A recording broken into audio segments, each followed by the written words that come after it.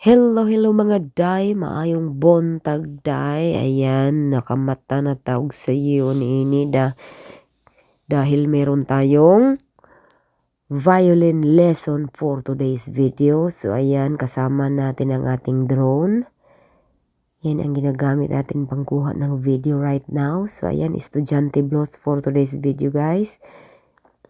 So ngayon guys, lalagay lang natin ang ating kagalagamitan sa loob ng sasakyan ni Lavi kasi very supportive si Lavi. Sasamahan tayo, but before kakain muna kami bago gumora. So of course, oy, wag mo iwanan ang drone day, saluin mo muna, wag mong kalimutan. Ayan, so after breakfast guys, ayan, heading na kami doon sa Nevada Music Academy for my violin lesson guys.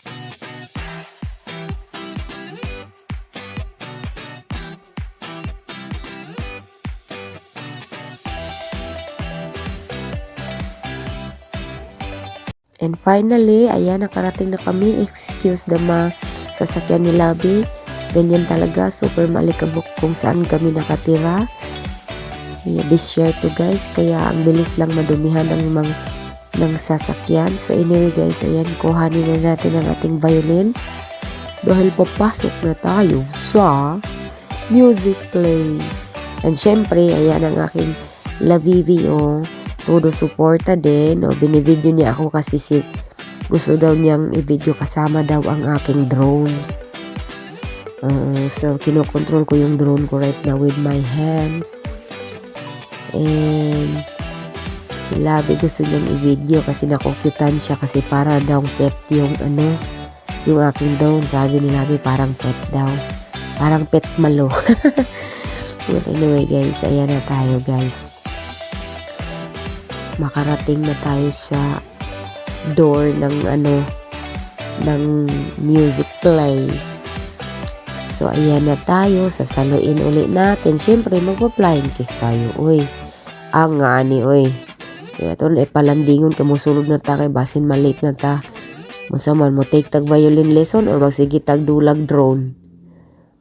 So ayan guys, well anyway kay supportive man kay si Labi pero di man siya mosulod sa room. Sa lobby ra daw siya. So napapanood kami sa labas guys, doon sa lobby may monitor. So nasa channel 5 ako sa monitor nila. So ayan guys, tawon, banat in tawon. Ayan, I love my violin teacher. She's really good and she's really very helpful. Like as you can see guys, gina-guide niya ako. Like, 'di ba gina-guide niya ako. Kaya I really like how she teach me. As in talaga siya yung paghawak, binabantayan ako.